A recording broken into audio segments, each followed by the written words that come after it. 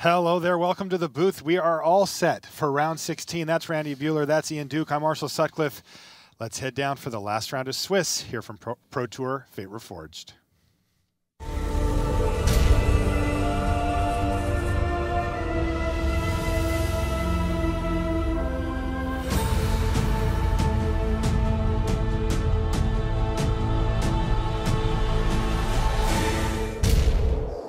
Hello and welcome to coverage of Pro Tour Fate Reforged. We're in Washington, D.C. I'm Marshall Sutcliffe. I'm in the booth with Randy Buehler and Ian Duke, and we are ready for round 16. This is the last round of Swiss. And Randy, we've got some winning names. Austin Bursavich is going to be on your left. Yeah, he was 8-0 overnight. Tom sharing a hotel room with Tom Ross. Yeah, you can't say that the wheels came off, but it didn't go as smoothly. He's found himself, though, in a position here to try to win this match and get into the top 8. And it's clean. It is winning in. It is winning in. His opponent is Justin Cohen. This is his Pro Tour debut. Pro Tour debut, but with an amulet deck that was so good, he convinced his housemate, Sam Black, to play it. And think about Sam and Justin. Last round, they were paired against each other. They could have just played that match out and said, you know what, the winner is in with a draw, but basically in. And instead, they say, no, we want to both make top 8. How about we ID now, and then we can both win our way into the top 8. And you know what? There's 2 clean winning-ins right now, and they're in them. Yeah, so Sam Black is also in our feature match here. He's playing against Jesse Hampton right now for top 8. But an even bigger story in the immediate sense here is that Austin Bursavich, he mulliganed to 3 cards, Ian. Now, he's on Infect. Can he piece together a win from 3, or is this a game lost? Yeah, it's always an uphill battle, but I think if any deck can do it, Infect is certainly one of them. We can see he started with Inkmoth Nexus, Gataxian Probe, and Blighted Agent. If he can just get that Blighted Agent on the board, I mean, he's like 2 spells away from winning. Right. You know, Might of Old Krosa, 4 points, maybe a second one. Vines of Vastwood here is another 4-point pump spell. He does need 2 green sources to cast it, but really needs a land that makes colored mana, though. Yeah, I mean, if Cohen stumbles a little bit, then we could see the Infect deck stealing this game. Ooh, he finds a nice colored mana source there with Gemstone Mine off the top of his Justin's library. draw was not great. Justin kept a 6-card hand where the only lands were Sunhome and Tendo Icebridge. Right, but that did allow him to Serum Visions here. To find Gemstone Set Mine. up the Gemstone Mine. Stitching it together. I'm just saying, his draw isn't good either. Yeah. And Austin Bursavich is forced to just ship the turn back with no blue or green mana available currently. He could fall woefully behind. We know that the Amulet Bloom deck that Justin Cohen is running can be explosive, but it does need specific pieces in place to do that. Yeah, and we see Cohen's hand is off that stirrings. It's land light, or it was at least. He just picked up the Celestian Sanctuary, which helps a lot. But yeah, I think 3/6 drops in his hand, 2 Titans and a Hive Mind, I believe. Okay. So he's got a long ways to go before he can start casting those business spells. Yeah, he just doesn't have any of his, you know, the Summer Bloom or needs a bloom or an amulet. That's what he needs. And that's exactly the kind of draw that could give Austin Bursavich time to assemble what he needs. Now, he has found colored mana. Not blue mana, That is going to let him activate his Nexus, but he cannot cast his Blighted Agent here. It's a Pendelhaven, too, so the next land, it can start making the Nexus even bigger. It's true. Oh, and it's Summer Bloom. Wow, here. What a huge draw from Cohen. For Justin Cohen. All right, off to the races. So now everything's different. All that stuff we said goes away. Yes. Thank you, 8th edition. And he's going to get a chance now. Adds 2 more lands to the battlefield. 3 more lands to the battlefield. 3, 4. Yep. Does have to pick one up for the Golgari Rot from. You know, with no amulet. I think he picked it up and played it again. Yeah. Oh, got it. So he counted to 4 in his land drops. Could be anything. Yeah, no amulet means this wasn't quite as explosive, but I mean, look how much mana he's going to have next turn. He has the 6 that he needs to start casting Primeval Titans, or if he draws a Pact, Hive Mind. Yeah, he doesn't have a Pact in hand, right? But he does has a have Hive Mind. Correct. So Pact off the top is ballgame. Absolutely. Right. You play the Hive Mind, you cast the Pact, your opponent gets saddled with a copy of the Pact that they have to pay for first. And you know what? Most people cannot pay for a Pact when you surprise them with one off a Hive Mind. Austin can't even pay for his own spells. Right, exactly. Don't give me spells to pay for. All right, now there is math being done here. He drew Apostle's Blessing? Yeah, and I don't know about you, but I'm always nervous when my Infect opponent starts doing math. Absolutely. That's what I was Even if just they thinking. did start on 3 cards. I think this math, though, is just like, do I burn through my Phyrexian spells to get to Become Immense? Wow, he declined to nothing. attack. That's interesting there. I mean, the fact that the Primeval Titan has Trample makes that Nexus not all that awesome on defense. Plus, you got to figure if he has to block with that even once, Right. game's over. Although blocked Become Immense, does he have enough? I don't know that he can get enough cards in the graveyard for that. Yeah, I mean, he may be He can get 2 doing more. what we saw John Finkel do in a previous game, leaving up Vines of Vastwood Ah. to potentially use on the Primeval Titan Sure. to prevent an explosive Slayer Stronghold turn, Sure. which, you know, effectively buys him another turn.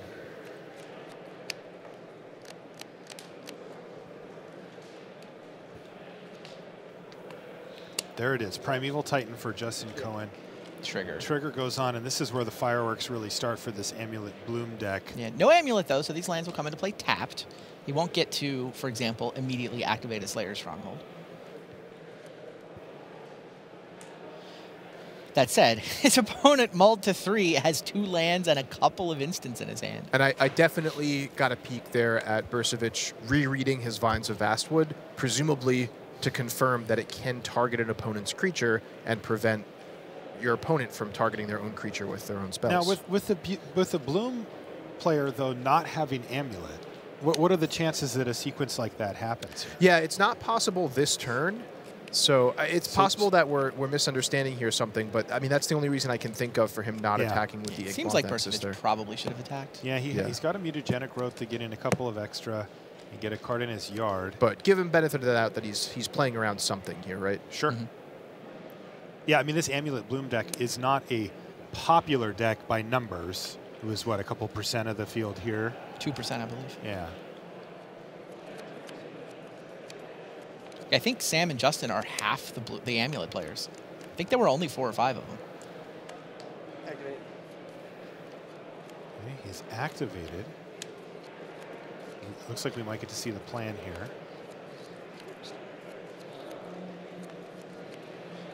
Apostle's Blessing this. Take 2. Apostle's Blessing. Okay. He's cycling cards to build up to Very Become different. Immense. I see. That makes sense now.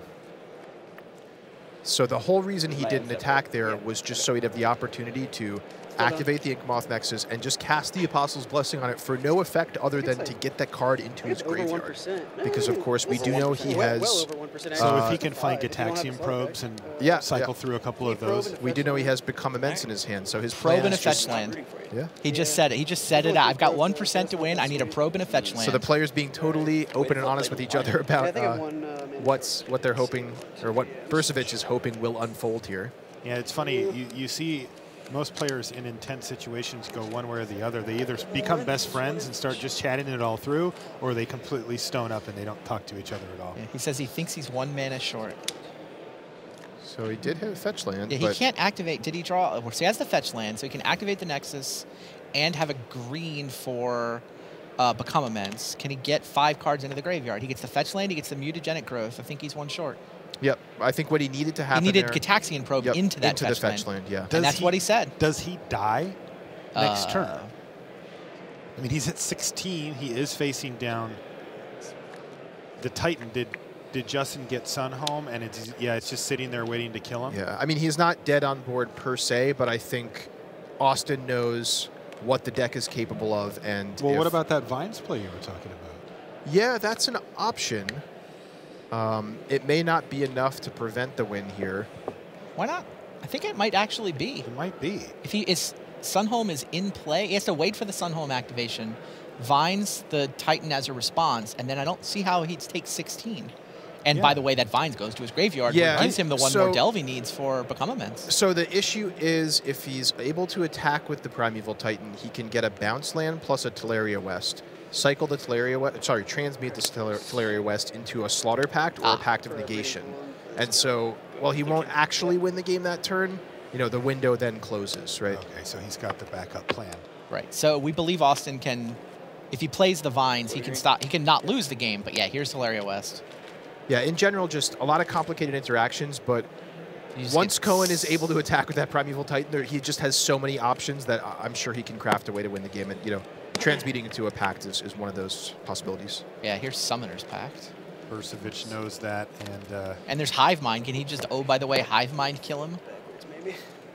absolutely. I don't think Justin can both go for the double strike and the Hive Mind. Probably has to choose.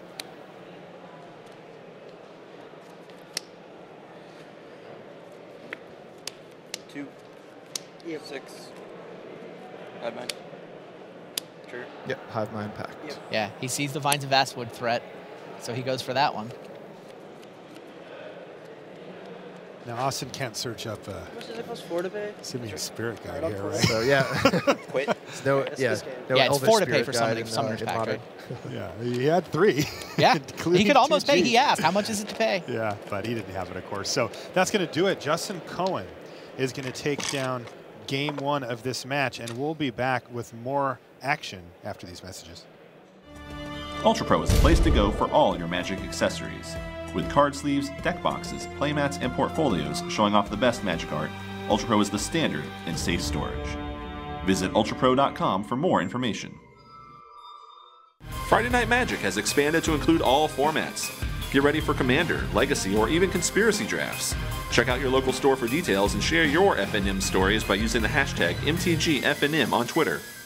Visit magic.wizards.com/FNM for more information. Okay, back in the feature match area, let's check in on Sam Black versus Jesse Hampton. They're in the midst of their game 1 still. And this, as you said earlier, Randy, this is a clean win in it. Yeah, Sam has it on points, and Jesse has a 2 percentage point lead on opponent's match win percentage, which is the first tiebreaker. So you don't lose 2 points in the last round of a 16-round tournament. Looks like Jesse's got active Liliana, and he just made Sam sacrifice, well, a plant token from Colony Garden. Yeah, I really like the inclusion of Colony Garden in the Amulet deck. Yeah. I'm sure Liliana is a very specific reason it's in there, in addition to just utility as a jump blocker. Yeah, I've seen it used both ways down in the feature match when I was down there earlier today. It was really good. I also saw a Colony Garden get picked up a couple of times and make a total of 3 plants, which awesome were all when that used happens. for blocks. Yeah. So Gets in the way of a Tarmogoyf nicely.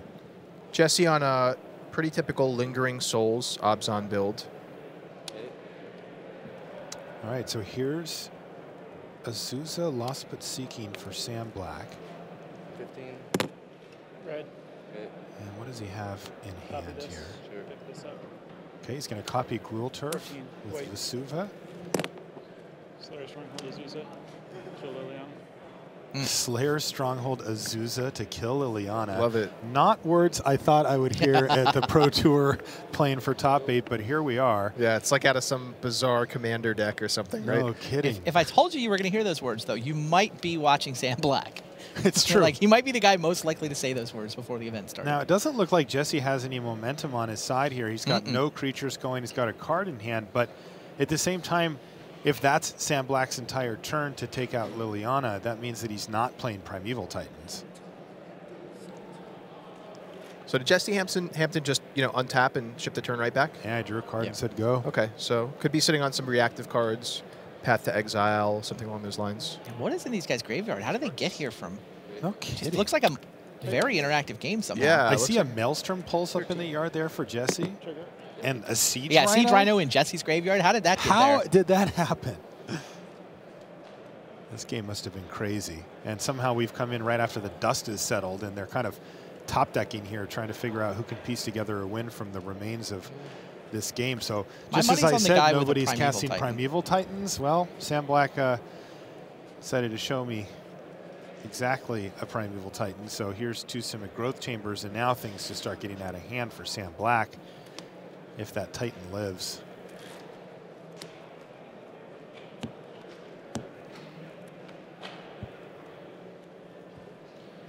First land for the turn. Okay. Red.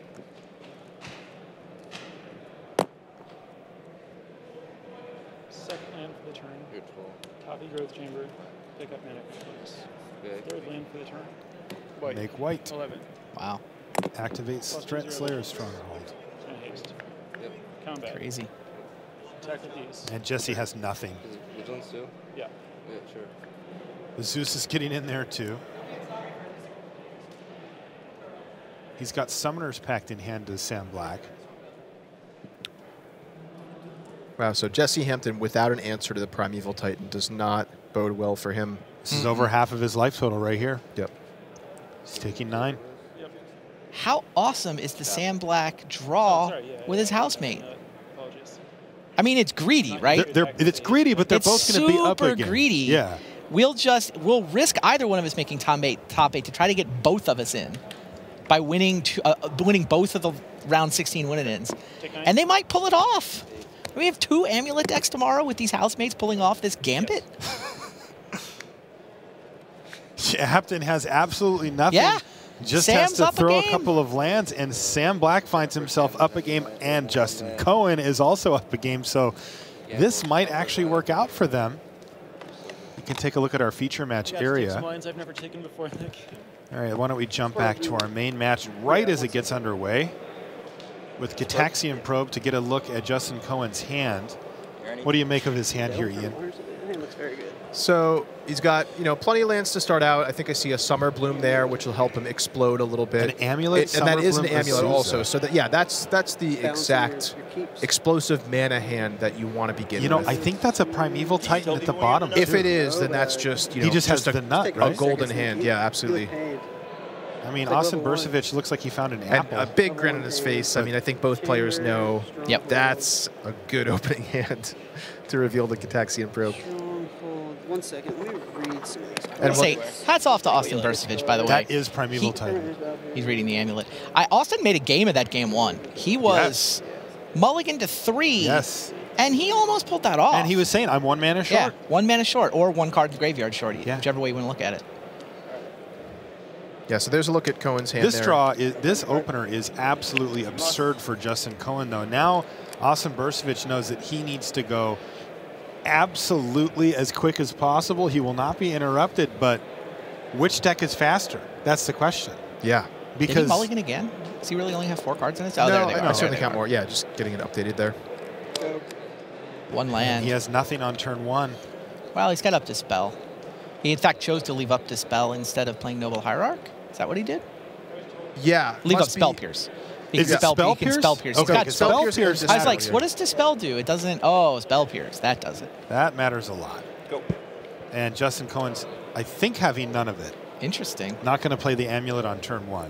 Which land that Slayer Stronghold? He's just not casting his Nah, amulet. just not going to run it into a Spell Pierce here. Wow. So of note, looks like Cohen decided to keep the Teleria West in his hand rather than playing it, even though he knew he wasn't going to play spell on turn 1. I think he just thinks that the Teleria West is more valuable in his hand, perhaps? You mean Austin? Justin Cohen. Justin Cohen. Yeah. It's interesting. Yeah, it is interesting. Unless he played the Slayer Stronghold and then thought better of it. But no, I think he had planned out his turn. He said, "You've seen my hand. You didn't play a 1-drop. I know you're up to something. I'm not going to expose the amulet to this just yet." That's Yeah, right. and he's even more confident in his read after seeing turn 2 Noble Hierarch with the same land sitting untapped, Now, who does this favor? threatening. If both players are kind of setting themselves back a mana or 2 here. Well, I think Austin definitely likes to see Cohen kind of putting the brakes on and playing cautiously here. He was certainly scared of that opening hand, and he certainly had to leave mana up to prevent Cohen from having a really explosive draw.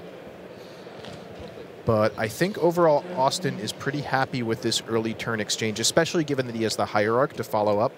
So he can leave the 1 mana open for Spell Pierce each turn, but You know what still Austin be able to doesn't play have? his threats. A creature with Infect. Just doesn't have it. Got nothing. No Nexus, no Glistener Elf, no Blighted Agent, no creatures to pile all those Giant Growths on top of. Yeah, in that case, he's even more happy to play a slow and cautious game. Right? Yeah, I was going to say that I really like the way Austin, if Austin can slow Justin down, that's great. I think the Spell Pierce play, I mean, Justin's playing correct to play around it, but that, I think, advantages Austin. He gets to pick the time to just go for it. But what he's really doing is he's successfully stalling so that he can hopefully draw an Infect Creature. Yeah, this is like almost one of the situations where you just like put the Spell Pierce face up on the table and be like, I have it, now go ahead and play around it, just to buy you time. I mean, of course, he's not actually going to do that. That's hyperbole, but, you know, he's not really hiding the fact that he's got some counter spells or some tricks up his sleeve. You know, this game has been played as if it were face up. Justin Cohen making no moves here. Yeah, accurately read him. Not, but Austin wanted to be read, so. Teleria West did come into play tapped on turn 2, but it's a second Teleria West, so that all makes sense. But it's only a matter of time before Cohen takes action. I mean, on the following turn, or once he gets the Simic Growth Chamber into play and untapped, he will have enough mana to play around Spell Pierce, and I think that's when we'll see him make his move.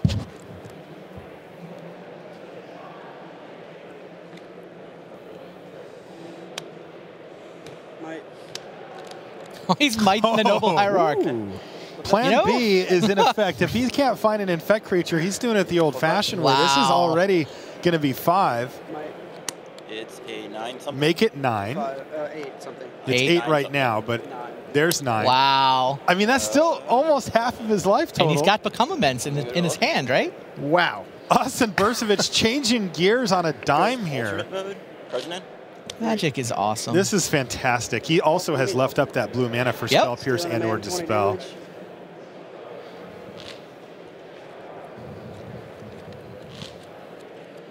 Is that a third Might still in his hand? Yeah, I'm almost wondering, like, we're up to date on the hands here? That's a third Might and a Become Immense? That represents lethal there. It's exactly lethal. Wow. Really is a third Might? No, it's gone. Okay. It disappeared? Okay. He's one Giant Growth away. One off the top will get it done. It's got to be 4, though, right? Yeah. So, Vines of Vastwood, another Might. Mutagenic Growth not good enough. All right, fine. Not any Giant Growth. But I mean, the Hierarch can chip away for a turn or 2. It's true. It's not like Justin has the ability to play an untapped land here and pay for the Spell Pierce on Amulet. I think Justin is still stuck building up his mana. I mean, he may start to get scared enough to say, well, now I have to hope you don't have that Spell Pierce. I mean, does he not have the land in his hand? They all come into play tapped. Oh, no. Teleria West comes into play tapped. Simic Growth Chamber comes into play tapped and bounces something. Go. All right, he goes for the Teleria West. So yeah, now next turn he can go Amulet with 2, and then after the Amulet resolved, he can go Simic Growth Chamber, Summer Bloom. Is Austin going to find another pump spell here? Let's see what he drew for the turn. Slow rolled himself. He did. Drew it quickly to the back of the hand and then slowly revealed it to himself. Oh, yeah. Didn't play anything. Looks like it's a Nature's Claim. Root Chamber, Titan, Zero, Bloom, Amulet. Which is not nothing. Nature's Claim can blow up an Amulet. Yeah, and it might mean he can save the Spell Pierce maybe and Nature's Claim instead, although that would undo the normal damage that he's done with hilariously his enough, the Nature's Claim giving your opponent 4 life, which never matters in the Infect deck. It's just a 1-mana disenchant. Actually matters this game. Okay, so he's chipping away with 1 with the Noble Hierarch, dropping Cohen down to 10. And of Remember, course, this is for top 8 of the Pro Tour. Oh, yeah. Austin's composure has impressed me. Yeah, he grabbed his apple. He mulliganed to 3. He doesn't seem bothered by any of it. You know he's feeling the tension underneath, but does not appear to be showing any signs of any tilt. So here's Amulet with 2 available to play for Spell Pierce.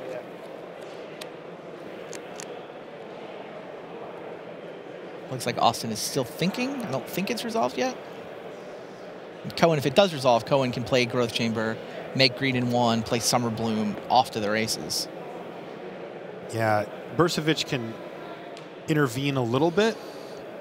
Right, he can respond to the Growth Chamber trigger by Nature's Claiming the Amulet is probably how he has to play it. It will break up the chain, but he will still get the mana from the Growth Chamber. Yeah, I mean, Only he's got once, to be thinking, if I Spell Pierce this Amulet, that taps Justin Cohen out. Then on my turn, I have 1 from the Hierarch plus 6 from Become Immense. If I top deck even just a 3-point pump spell. And he is going to Spell Pierce now. He could have held the Spell Pierce to try to break up the chain later, But whatever. I think Justin was just going to leave those two lanes. Yeah, I think he's doing what Spell Ian Pierce was said. going to get exchanged for tapping those two lanes at some point this turn. Right. If you don't Spell Pierce now, I mean, your Spell Pierce is losing value so quickly that I think you just take the opportunity to look at one more card, maybe find the pump spell you need to win the game. All right. Growth Chamber comes into play tapped, and Amulet triggers and untaps it. That's how it works, right? Yeah. Yep. Yeah. There's the trigger.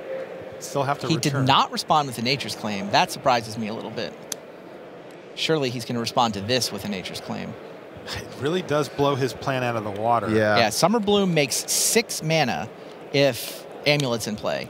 If Amulet's not in play, it makes 0 mana. Yeah. This turn. This turn. 2 cards. Yeah.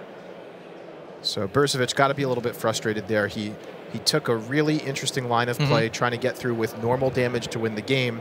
Now that's sort of all unwound with the Nature's Claim. This Nature's Claim is great, though. Cohen, that's not like he can take advantage of the ability to play extra lands here. All he has is the Growth Chamber. Yeah, and I mean, Bursavich is replays just whatever he one picks in-effect up, creature out of away from getting right back into the game.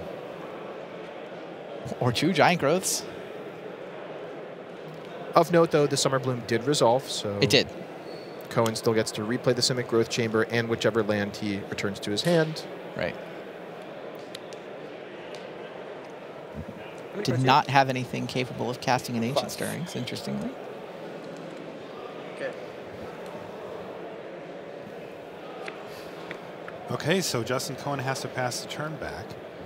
It doesn't feel like he's under threat of dying this turn. Right. But Bursavich really chipping looking away. for a creature with Infect. Let's see if he drew one this turn. Go. Inkmoth did. Nexus, effectively a creature with Infect. he's also got that Dispel still in his hand and the Become Immense So as well. Become Immense plus the Exalted trigger gets it to 8 currently. So yet again, just one pump spell away from lethal. Now, what can Justin do? So he has 5 mana. Looks like he did not draw another land. So he really wants to play 5 is Primeval not Titan 6. or Hive Mind this turn, but he cannot do so. So he's going to try to dig with Serum Visions to try to find some lands to play. Or an Amulet. Found an Amulet. Speaking of Found an Amulet, he pulled that right off the top. Yeah, now any Karoo, any of the double lands, is gold.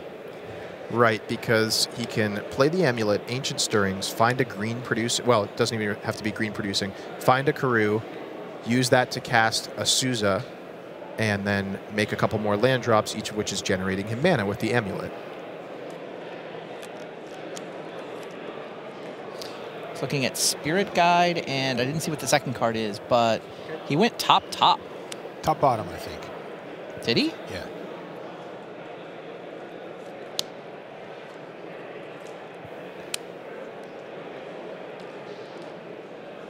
What? Ancient Stirrings. Yeah. So he only gets one of these anyway, so there's no reason to go top there.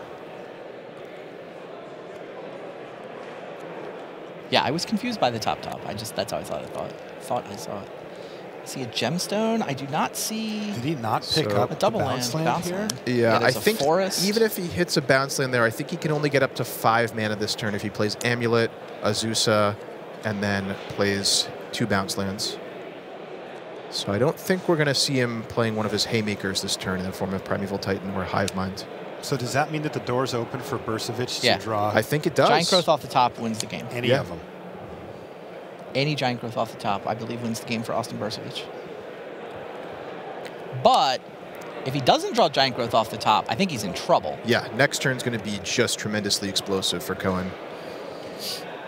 Yeah, I think the Primeval Titan will be able to get both haste and double strike. Now, does Cohen have Nature's Claim in his hand? Because that can hit Inkmoth, right? That's a great point, Marshall. Oh, no. So if Austin finds it here and goes for the kill, Cohen And can he sit back. did find the Gemstone the Mine, too. gemstone mine to Yeah. cast it. This has been an incredibly tight, intense match. There is a lot going on here. And of course, Austin did Gitaxian Probe Justin Cohen earlier in the game, but Cohen drew the Nature's Claim afterwards. Wow. But here's a Oh, Gitaxian here's Probe another for some Gitaxian fresh Probe. info. Okay, so he sees No, the claim. not Nature's Claim. Nature's Claim gets dispelled, though, right? It does get dispelled, like, so then it's a mana scenario. I don't think Austin's going to run out of mana. He's got Dispel for the Nature's Claim. He Okay. just needs the Giant Growth. Yeah, He has to activate the Inkmoth Nexus. So he needs a 1-mana Giant Growth. So he needs like something like a Might of Old Krosa, I think. He's moving pretty quick. Okay, activate. Did he find it? I think he might have found a second copy of Become Immense. Oh, it's Mutagenic. Mutagenic Okay, Growth. that's another one that does That it. one doesn't cost anything. Become Immense. Cohen says, Oh, look, well, I'll pay here's an the extra Nature's Claim. delve so I can leave this breeding pool untapped. And Justin Cohen has no choice but to No. go for it, but he's got to see the writing on the wall here. He knows his opponent is way too happy. And Yeah, look how this- he's holding that Dispel. He's ready to just flip it right over. And Yep. he just immediately put it on the table. Wow. And Austin Bursavich Spectacular wins game. So game tight 2. on so many turns there. Oh, that was great. Just coming down to 1 mana here and there. Good news is, guys, we get to do it again. All right. Yeah, it's going to be a game 3 I'm over in. there. If it's as exciting as that one, I'm in. Absolutely. fun. So should we jump back to Sam Black? You see the Yeah. one match that ended, by the way? That is John Finkel walking away victorious. John Finkel defeats Michael Vasovsky, which means John will be putting up at least a top 16. It would take a tiebreaker miracle of just earth-shattering proportions, but hypothetically, he is potentially tied for 8th place. He's probably going to come in around like 10th or 11th. Jeez.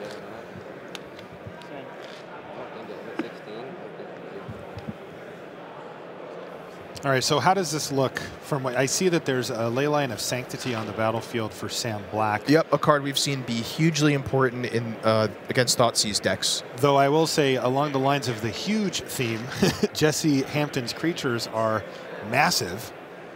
4/5, 4/5, and probably a 5/6. Maybe a 4/5 there as well, but they're huge. Yep.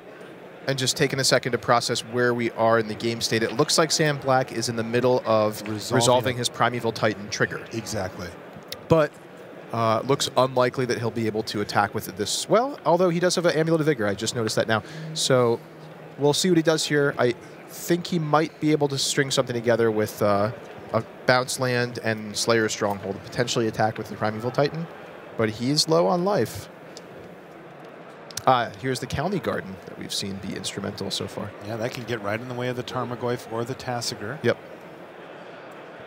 And definitely gums up Jesse Hampton's game plan, which is clearly try to thump Samuel Black before he can get this combo going.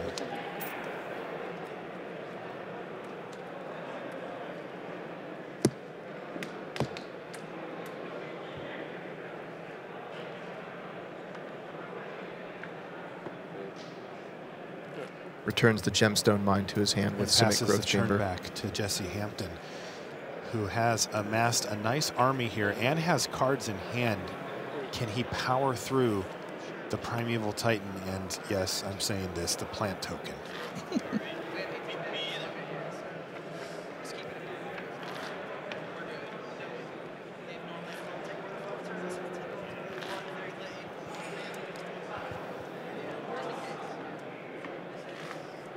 Jesse's mapping out his turn after taking his draw step here. Yeah, trying to get a calculation on the Tarmogoyf size. It looks like it might be a 2/3 or a 3/4 to me. Path to Exile takes out Primeval Titan.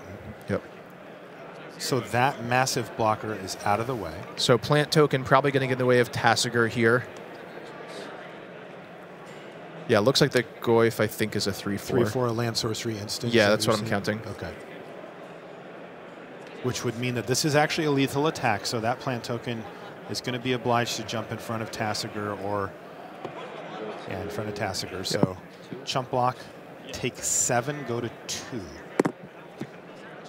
But that means that as the board sits, Sam gets an untap step here. Yeah, And that treetop village may be one turn too late if Sam can finish off here. Yeah, I mean, we could see something as simple as a Hive Mind plus a Pact potentially ending this game. I don't see those in hand for Sam. I believe he's got Talaria West and a pair of Gemstone Mines.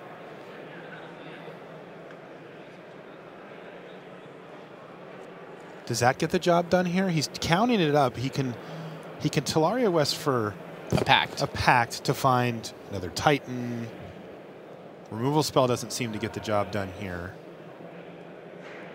Does he have enough mana? I count 8 mana plus a 9th in hand. So that is enough to transmute for a Summoner's Pact for a Primeval Titan. But what does that do? I That don't doesn't see do any enough. lines That's not from good that enough. Sam point. Black scoops him up. Yeah. Jesse Hampton takes game 2. So now we get to see a game 3. Again, another winning in for top 8 as well. You know, just to both set go the to game stage 3. here, Justin Cohen and Sam Black took a bit of a gambit in the last round. They decided to take the draw so that they could both put themselves in a position to play for top 8. That happened. Now they're both in game 3 and probably looking over at the other table like, how's it going over there? I hope one of us gets in. So we're underway here, and finally for Austin Bursavich, a good start. He just started off Glistener Elf. with the Glistener Elf, which has to be the best turn 1 play, Hierarch, especially against Hierarch. Justin Cohen, who No. just Yeah. doesn't interact with creatures well at all. That's No right. giant growth, but 2 hierarchs. Glistener Elf, vulnerable against decks with removal, especially red decks, but Is he on one Cohen's land? deck doesn't have really ways to interact with creatures. One land would be not great news for him. He would Yeah, he still wants be to go able to hierarch, get in. hierarch. It Yes. doesn't get to. 2. Has to go single hierarch. Wow, an untapped green source off the top there would have been massive pressure on Cohen, but it looks like Cohen's going to get a reprieve here and only take 2 poison this turn. Austin Bursavich is studying his own hand while Justin Cohen's doing the same. Yeah, his clock's pretty fast here. I mean, next turn he deploys another Noble Hierarch, attacks for 3, following turn attack for 3, mutagenic growth for 5. Yeah, that adds up to 10. Yeah, True. and let's not forget the land there either. Yeah, Pendlehaven an option too. Yep. Yeah. Although I don't think know if it changes the clock. he might decide to leave up Apostle's Blessing more or less for the rest of the game. He can at this point just to shield against Slaughter Pact. Pact, yeah. Yeah. So we think he's 2 turn clock. 2 more turns He needs clock. 2 turns. Yes. He needs 2 more 2 attacks. But there's the amulet. So Amulet comes down while Austin's tapped out, and this could set up Justin Wow. Cohen very well. And Cohen has Hive Mind and Summoner's Pact and a Spirit Guide. So he just next needs to turn, get to 6. Yeah. Next turn he can Growth Chamber. That's up to 4. Spirit Guide is 5. and then land on the next turn after that. Yeah. Well, the next turn after that, He might be he dead. would be dead, yeah. Wow. Play or draw coming into huge focus here. So, I mean, a Summer Bloom off the top is game. Spirit Guide. Unless A second Spirit Guide. Bursavich can play Noble Hierarch, and if he hits another land this turn, he'll be safe from the Summoner's Pact because Right. he He will have 4 potentially have the mana ability to pay for on it. his following upkeep. That's right. Doesn't look like Bursavich found a land here.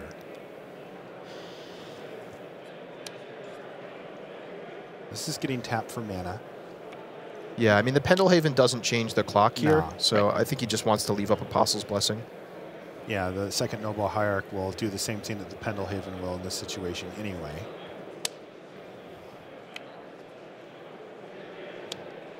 Oh, he's gonna gonna go for fishing. sleight of hand to try to find a land. He's going to get Interesting. 2 looks at it here. 1 in the hand, 1 on the bottom. Really wants to hit a land here, though he has a reasonable backup plan. If he doesn't, he can just play the other Hierarch. That does leave his elf open to Yeah. removal. I don't know how much he's willing to play around that. And, I mean, Bursavich doesn't know that Cohen has Hivemind plus exactly Summoner's Pact costing 4 It is the mana. pact that he has the most of. Like the majority of his pacts. That's are true. Summoner's Pact. Yeah, I mean, he could be thinking specifically of that card and saying, hey, I need really a land want to make 4 sure I mana. have 4 mana sources on my next turn. But he looks In like which that's case, not an huge option. credit to thinking that through. Yeah, I don't know if he's digging for something to kill. He may this just turn? be looking for Spell Pierce to prevent a Summer Oh, Bloom on the sure. following turn. So here's a second Noble Hierarch. Spell Pierce, though, he would have tapped. No? Yeah. And he goes for 3. So that's halfway there for Austin Bursavich Yeah, trying that's to check. make top 8. Exactly. He's got him at 5. Can Poison. Justin Cohen put this together now? He's got the amulet. He's facing at least 3 poison next turn. Yeah. I think up to he 4. strongly suspects he's dead. Yeah, Yes. So that's That's 1, 2, 3, 4 mana, right? 5, I think. Is that a Gruul Turf? 6. Oh, that was a Oh, that Gruul is Turf. 6. Okay, yeah, That no, is 6. I miscounted last turn Wow. because he has the Gruul Turf. Yeah, 6 is Hive And Mind. that's Wow. it. Summoner's Justin Pact. Cohen is in. So stage 1 of the Sam Black Justin Cohen pact there has resolved. And Justin Cohen in his first Pro Tour. This is his first time playing at the PT. Amazing. Has made the top 8. Congratulations to Justin Cohen. Austin Bursavich with a great run here this weekend. Yes. He's got to be proud of himself for that. Tough Yeah, he to should lose, you know, probably 1 turn away there, but incredible stuff. Yeah, go to D. All right, we're going to head over to Sam Black and Jesse Hampton here and see what's going on in Game 3 there. Again, this is another winning-in match for top 8. And it looks like Jesse has started things off with Tarmogoyf into Thoughtseize here. And Ian, what do you make of the hand here for Sam Black? Yeah, so let's take a look through. Is that a Thragtusk? That's actually, a Thragtusk. Oh, that's interesting. And A Wormcoil engine. engine. So it looks like he's gone with his transform sideboard plan, where he's bringing in a lot of these tough to deal with creatures. Sigarda, Wormcoil engine, Thragtusk. We saw him lose last game simply by getting attacked by big, 4 or 5 creatures and such. So he's basically transformed this into just a traditional ramp deck? Yeah, and the advantage of this is they've played 2 games already. I don't know whether or not Sam had transformed for Game 2. I believe he did not. No. And so now by Game 3, he expects Hampton to have taken out most of his removal spells. So Sam's just hoping to ramp up into, these value creatures that gain him life and say, you got to spend 2 removal spells on my Thragtusk, 2 removal spells on my Wormcoil. Maybe you can't even remove my Sigarda. I'm going to come over the top. Nobody can remove Sigarda. Yeah, she's tough to deal with. Thragtusk is what Jesse Hampton ultimately decides here. So that's going to put a sorcery, a land, and a creature in the graveyard. And it's a follow-up Tarmogoyf. Yeah, double Tarmogoyf. Really the clock that Jesse Hampton loves to see in this matchup here. Yeah, he said you can have your 5-drop, you can have your 6-drop. I am going to clock you with these 2 Goyfs. And Sam Black has to just play a Boros Garrison and pass the turn back, just hoping to develop his mana up for the next turn. Yeah, without the amulet, these Ravnica bounce lands are just very, very slow. Yeah, can Jesse actually play Sigarda next turn? He will have 5, but... Sam, do you mean? Excuse me, can Sam play Sigarda next turn? The mana cost on Sigarda is not easy. Yeah, it's, what, double white and green? It's double white and a green. And 2 colorless, yeah. So he needs to find... He has a gemstone mine, though, I think you returned to his He hand. does have a gemstone mine. Yeah, Okay, so he can cast it next but turn. Here's Tassiger, and Jesse can just start throwing his creatures into Sigarda. Yeah, with Sam at 11, here. I mean, he can just basically suicide attack, get through a bunch of damage, maybe do the same thing next turn. He may need to find removal. This is going to get tough, because if there's a Wormcoil engine to follow up by Sam, if he has that next land drop that's untapped, Jesse could lose this race quite easily. Yeah, those abrupt Hampton decays don't do much against Sam's board. Yeah, and that's sort of the effectiveness of this transform sideboard That plans. was the plan. Yeah. Okay, what does Jesse have this turn, though? So Tarmogoyf looks to be Summer Bloom's He's a sorcery activating land creature. Tassiger. This could grow Tarmogoyf even further. Oh, it yeah. doesn't, though. It's Land sorcery. Land. He got a Thoughtseize? Yes, he did get a Thoughtseize. So land if creature he has sorcery. an untapped black mana source, and he does. Yeah. he gets to take away the Wormcoil engine That is here. huge. Wow, puts an artifact in the graveyard, makes the Goyfs 4/5s. Wow. So attacks Tassiger. with 3 4/5s, Sigarda eats 1, Sam Black will go to 3. And then And- Jesse just has one more attack step if Yeah, there's no unless blockers. Sam can find another blocker. Pro Tour Fate Reforged, indeed. Are we looking Tassiger for is a the key plant play. token again? Yeah, Tassiger. I mean, I'm giving the credit to Tarmogoyf here, to be honest. That Thoughtseize doesn't happen without Tassiger. That's true. He gets credit too. The Thoughtseize taking the Wormcoil engine but the is... clock doesn't happen without gold. And that leaves Sam Black with all lands in hand, right? He needs to find a creature or some way to deal with one of Jesse Hampton's creatures. Wow. It's going to get this close. I mean, Sam Black seems to have boarded into his other sideboard plan here. And it almost worked, but Thoughtseize, Tassiger to get back and cast a second time the same Thoughtseize. Yep, an artifact creature, sorcery land in the graveyard. These Tarmogoyfs, we believe, are 4/5s, as is Tassiger. One of them gets blocked by Sigarda. The other 2 get through for 8 damage, knocking Sam Black down to 3. Okay, one Tarmogoyf gets eaten.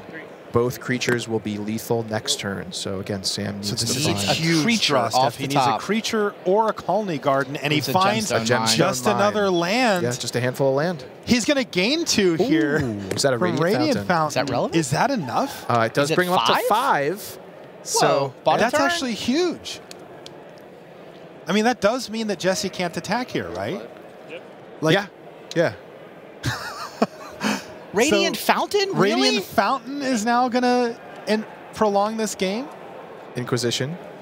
Inquisition shows himself. nothing. Oh, For himself, Abrupt to Decay. put Abrupt Decay. So To get now an instant instant. is in the graveyard. Now Tarmogoyf is a 5/6, so Sigarda has to it jump. must be blocked now. That was a great play by Jesse. Awesome play by Jesse. He's got a redundant copy of Abrupt Decay. He doesn't need it anyway.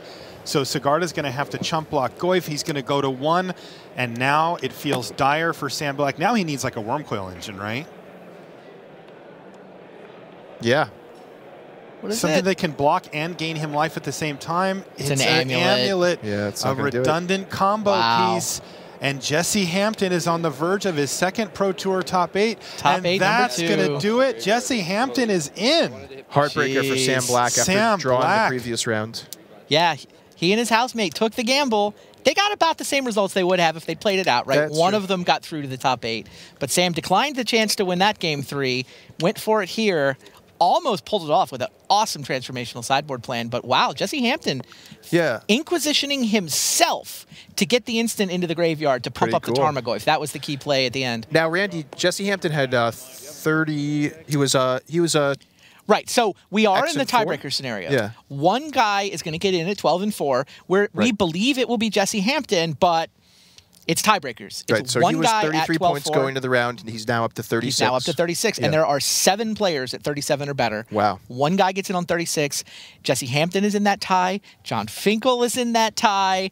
There are some other players in that tie as well. Pretty exciting. All right, well, let's send it back to the news desk where Richard Hagan is there to help break down the rest of the results from the tournament and see what our top 8 is shaping up to look like.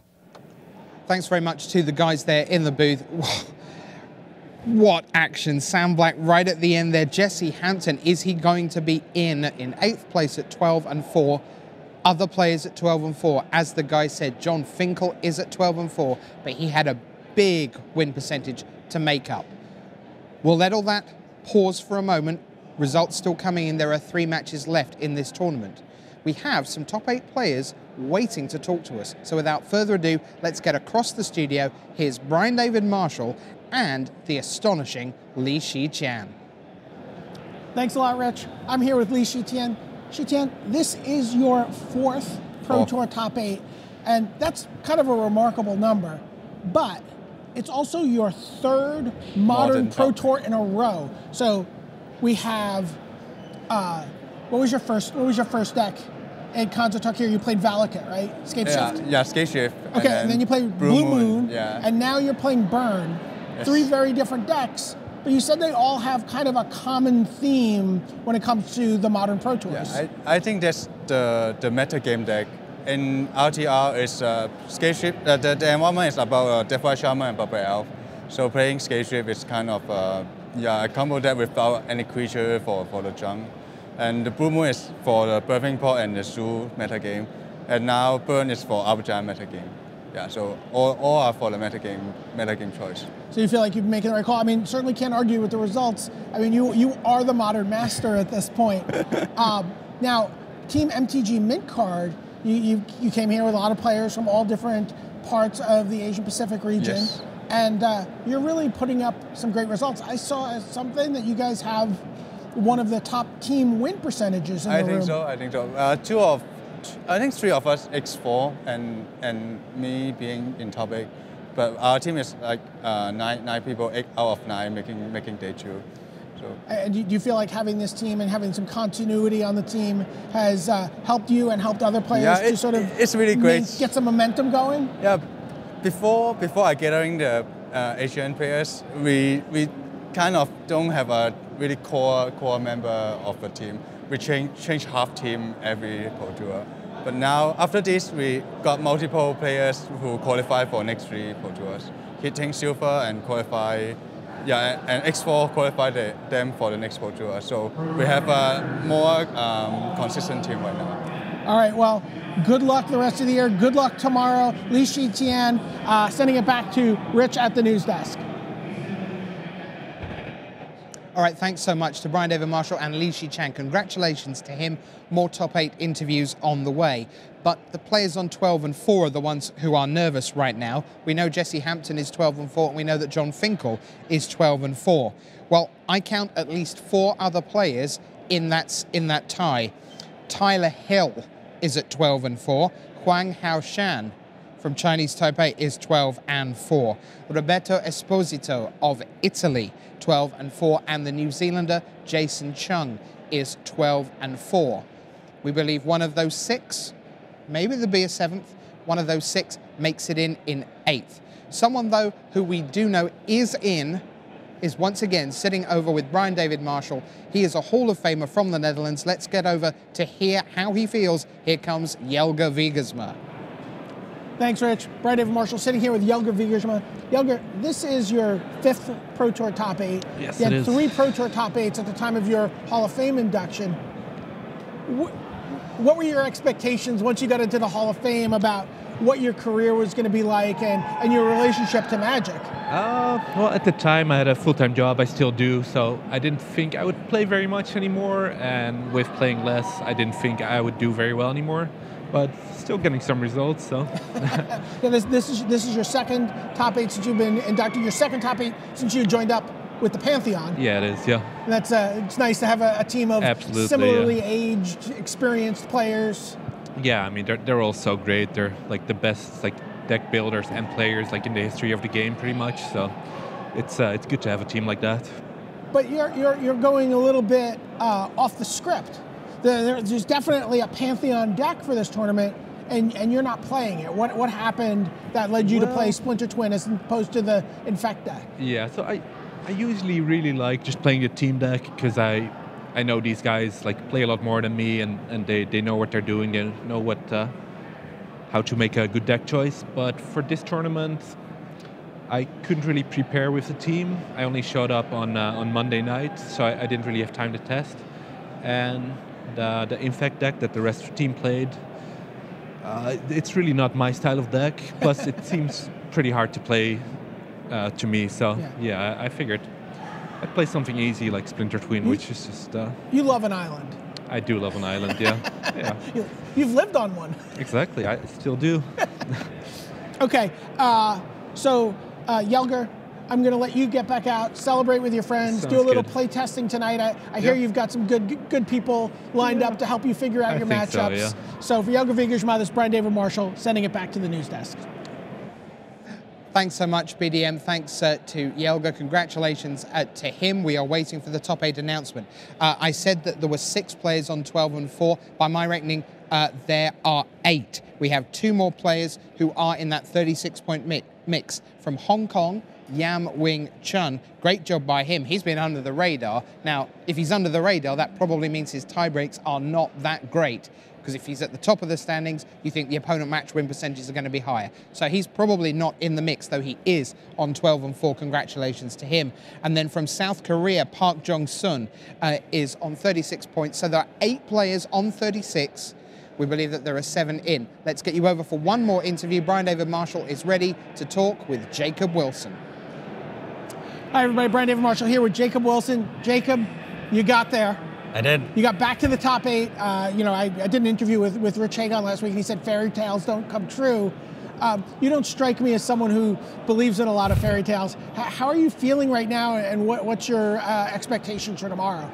I feel very fortunate to have made the top 8. A lot of breaks just went my way, and I'm glad to be in the top 8, and I'm very excited to play. I know a lot of people in the top 8, so it's definitely going to be difficult. Okay, now, you have a dark soul.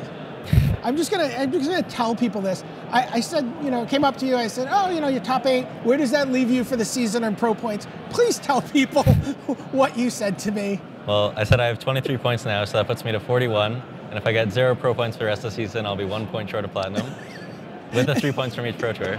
That's immediately where your brain goes. I think things are going a little better for you this weekend than that. I'm looking forward to seeing you play tomorrow. How do you like your matchups against the decks you're seeing filter into the top 8? I think my matchups are all great. My deck is just so well positioned in Modern, and I feel very happy to have trusted Sam Pardee and Brian Kibler and Josh McLean. They did a great job designing the deck. All right. I know you have a big dinner lined up. 20 people from the Channel Fireball face-to-face games conglomerate. I'm going to let you get there, and I'm going to send it back to Rich at the news desk.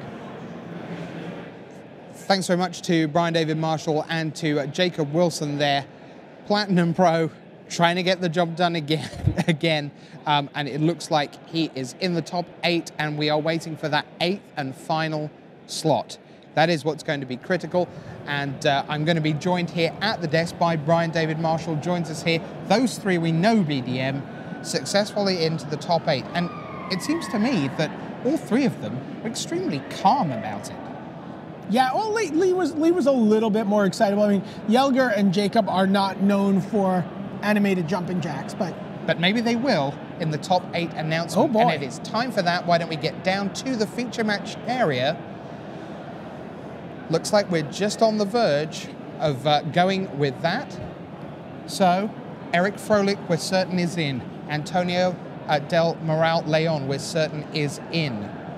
Jelka Wiegersma, we're certain is in. Seth Manfield, we know he's in.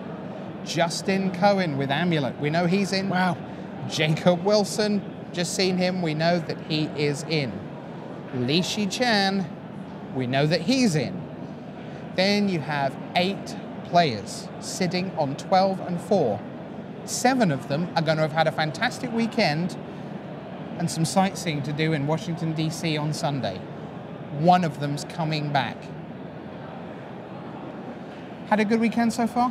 Amazing weekend so far. It's been a lot of fun. Exciting to watch people draft this format, and of course, seeing these guys really make their teams figure out how they were going to conquer Modern, what the deck was going to be. It was fascinating talking to Li Shi-tian there, where he's just said, he's played 3 different decks, 3 completely different decks in his 3 Modern Pro Tours, and he's like, look, we knew what the metagame would be. We had a good read on the metagame coming into these 3 Pro Tours, and we were able to make the right metagame decision for each of them. And that ties in with Jacob Wilson, because for all that he is known as a pod player, because that's what he went second with last year, you've watched him win a Grand Prix with a completely different deck, and now he is with the, are we calling it anti-Abzan? Abzan? I was calling it wilted Abzan for the Wilt Leaf Lieges. It still is going to fall under the Abzan category when we do the sort of greater metagame breakdown, but to sort of distinguish his deck, which is very different than the others. It's really a green-white aggro deck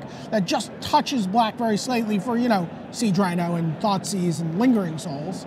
But the Wilt Leaf Lieges are really one of the big distinguishing characteristics of the deck. Lets him push his Siege Rhinos through opposing Siege Rhinos. We've talked a little bit about Jelka Wiegersma having this throwback version of Twin. Nothing too funky. This is not a Dickman special. No. This is your old style. Right. Deceiver Exarch untap, make Splinter Twin, kill you. There we are. I didn't seem too happy about it that time, did I? All right. We are ready. It is time for the top 8 announcement. Let's hand you down to the feature match area and the capable hands of Marshall Sutcliffe.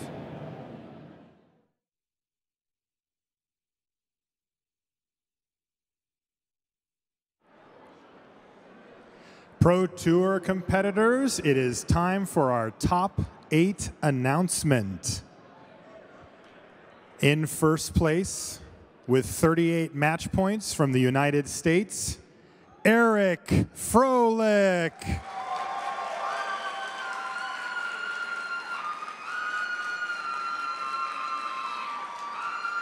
Congratulations, Eric.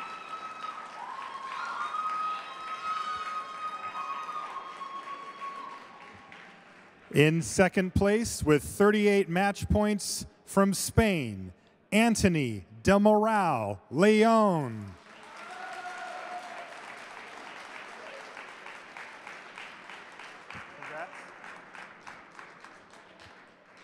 In third place, with 38 match points from the Netherlands, Jelka Wiegersma.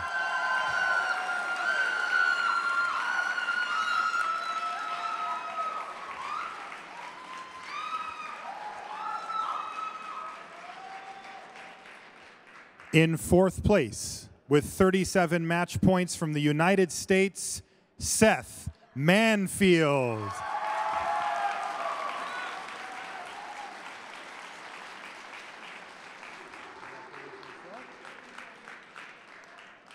In fifth place, with 37 match points from the United States, Justin Cohen.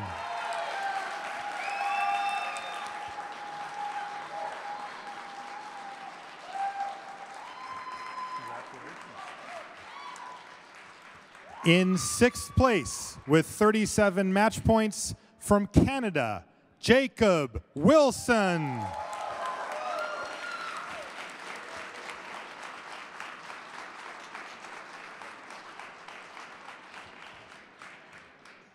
In 7th place with 37 match points from Hong Kong, Li Shi Tian.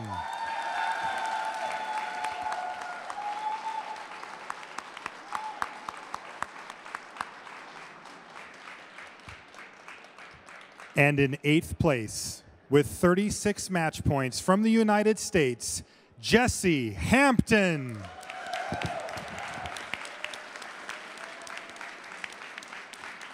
Ladies and gentlemen, your top 8 for Pro Tour Fate Reforged.